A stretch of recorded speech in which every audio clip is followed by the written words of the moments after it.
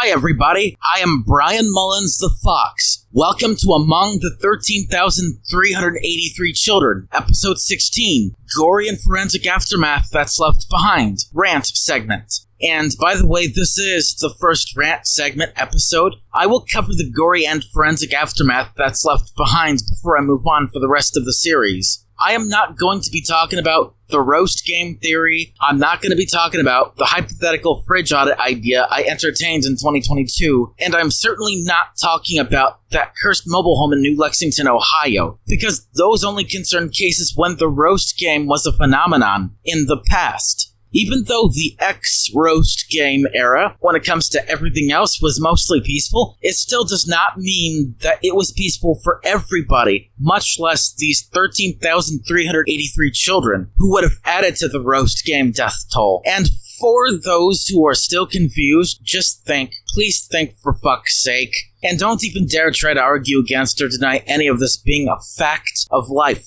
for these children, because it is. I'm talking about the blood stains and smears that are much less gory, but it is still equally as brutal as when the roast game was a phenomenon that happened in the past. We're talking about the ex-roast game era, that one period of time in between the roast game era and the post-roast game era. I'm talking about the shit stains smeared either all over a wall, the floor, or even splattered some portion of it on the ceiling. I know that's brutal, downright savage, and absolutely gross. What's left behind, if any of these stains aren't or weren't cleaned up at all, what will continuously remind all of them, the room that they all would have died in, had it not been for these families or family members suddenly having a complete change of heart when it's seemingly convenient. What's left behind for them to do when they all grow up is to find out for themselves what the fuck it is that would have happened to them. All these boys and girls now will never fully know or develop cognitive abilities to fully grasp what would have fully happened to them. These stains will remind them of the time that they would have laid bare and died on the floor, like you were some afterthought of convenience for some arbitrary centerpiece meat choice for Christmas dinner. These stains will scar them for life. I don't give a fuck what any slack job idiot says on the internet, trying to argue the contrary. You're not an expert on trauma. Either of you think that pretending that you would even need to be is required to be a quote-unquote expert in the first place. Pretty sad, isn't it? Isn't it such a goddamn crying shame that absolutely nobody cares? That these children, be they white, Black, Hispanic, Asian, male, and or female, will have to live with either being adopted, being orphans, or living behind times for the rest of their lives. These children will never truly live and feel that they are living fruitful lives at the same time, unlike the rest of the children that ironically survived through the roast game era, with divided families, unwanted presents, food needlessly wasted, or worse, fearing that their house was on the verge of burning down to the ground and being homeless as a result in the middle of a brutal winter in the process. These children that survived throughout all of this, living as part of the first ever generation with no purpose, are afraid that the vast majority of their lives were complete and total lies. Their parents will never see through them because it's not what they see that's the problem with them. It's what the kids know that the parents don't.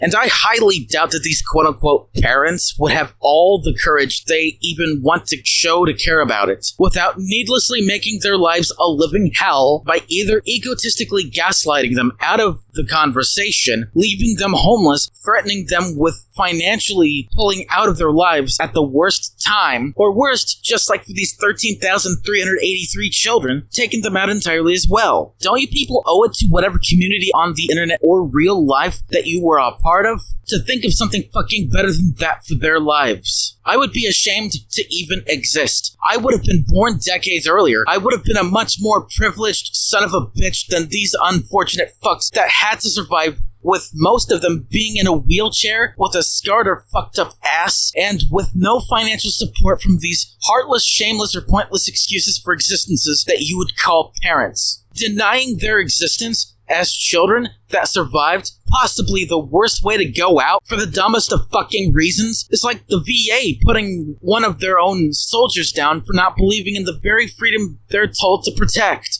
and fight for. And for those who get to live hereafter, the trauma is still there. It is absolutely rare enough for most of the population to truly care, and nothing is going to change for these people, let alone children. Nothing will ever fucking change for these children, and that's why it's all so sad. I would have known all of this much sooner than I did had it not been for me being too young or being blindly Christian and downright ignorant. I had either the right to live a lie and regret all of what I should have known, or I have the right to be left to decompose and rot after being slaughtered for not believing in Christmas like a fucking animal.